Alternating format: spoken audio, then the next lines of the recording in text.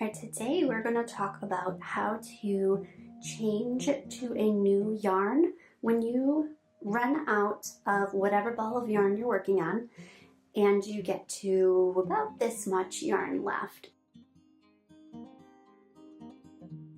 I like to do it near the edge of either side, but since I'm already at this much yarn and I'm not going to be able to get across the whole scarf with just this much yarn, it'll just be a few stitches.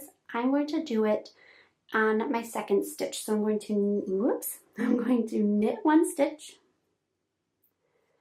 and then I'm going to go into the next stitch as if I'm going to knit, but I'm actually going to let this one drop, and I'm going to come find my new working yarn that goes to this next ball. And I'm going to just kind of drape it over. So about the same amount, very close to the same amount of yarn is left. That way it's not too short of a yarn and it gets lost as I work. Like if I leave it about this short, it's gonna get kind of pulled and lost as I work. So I want it to be a little bit long, a couple inches. And I'm going to just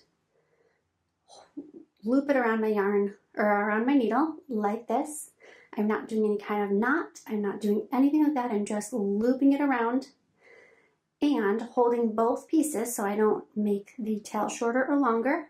I'm going to hold it as if it's one strand of yarn, and I'm going to go off jumps Jack. I'm going to go through the window and off jumps Jack on that one.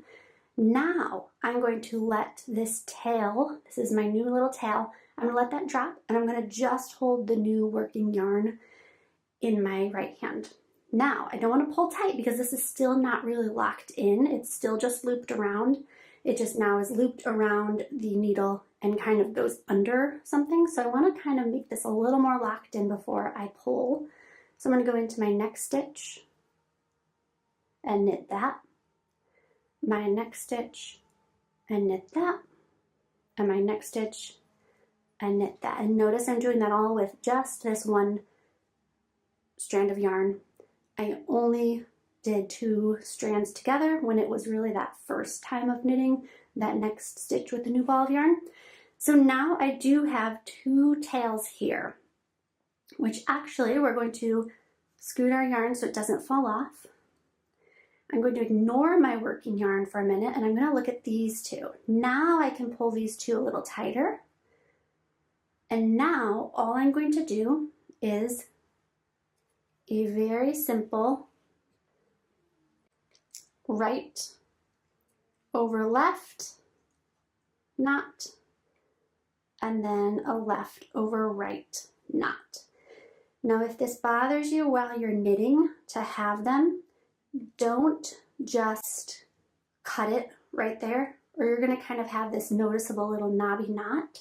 What we're going to do either now or when you're ready is we're going to weave in those ends, and then we are going to move on to finishing our row. So let me finish my row.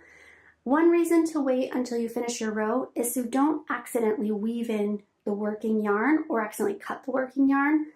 So I'm going to get all the way across my row, get this working yarn totally out of the way, and then I will be able to weave in my 2 ends of where the old ball of yarn meets the new ball of yarn.